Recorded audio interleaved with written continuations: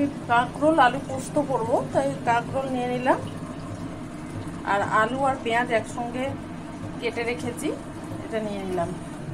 Mixing জারে আমি পোস্ত, আদা আর কাঁচা লঙ্কা পেস্ট করে নেব।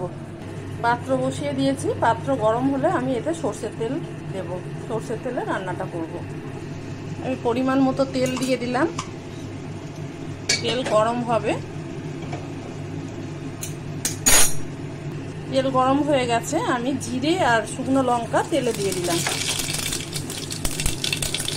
ফোড়নের গন্ধ বেরিয়ে গেছে, এবার তাতে আমি আলু পেঁয়াজটা ঢেলে দিলাম।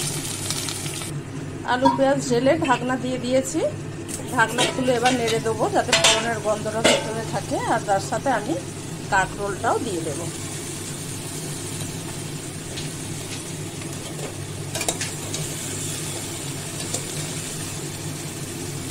ভালো করে নেড়ে দিয়েছি, এর মধ্যে নুন দিয়ে দিলাম পরিমাণ মতো,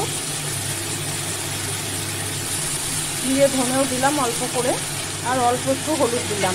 যদিও পোস্তর তরকারি সাদাই তরকারি, কিন্তু আমি একটু করে হলুদ ব্যবহার করলাম। ঢাকা দিয়ে দিলাম,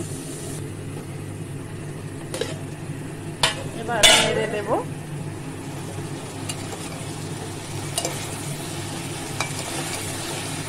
ভালো করে নেড়ে দেব।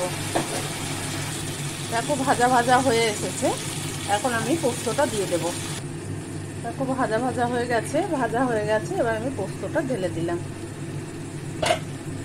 আবার একটু ভালো করে ভেজে নেব। আমি অল্প পোস্ত ব্যবহার করেছি জাস্ট গন্ধের জন্য।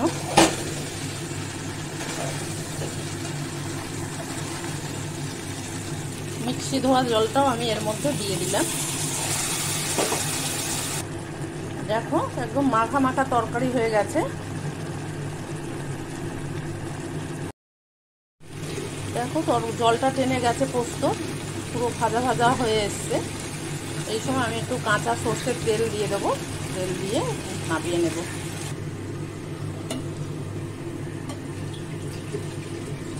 নামাবার আগে আমি একটু কাঁচা সর্ষের তেল দিয়ে দিলাম।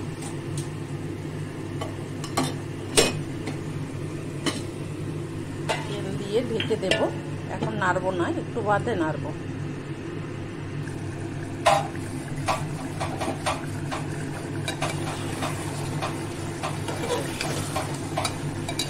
পুরো মাখা মাখা হয়ে গেছে তরকারি। আমি তেল দেবার পরে একটু নেড়ে দিলাম, নেড়ে আমি গ্যাস বন্ধ করে দেবো।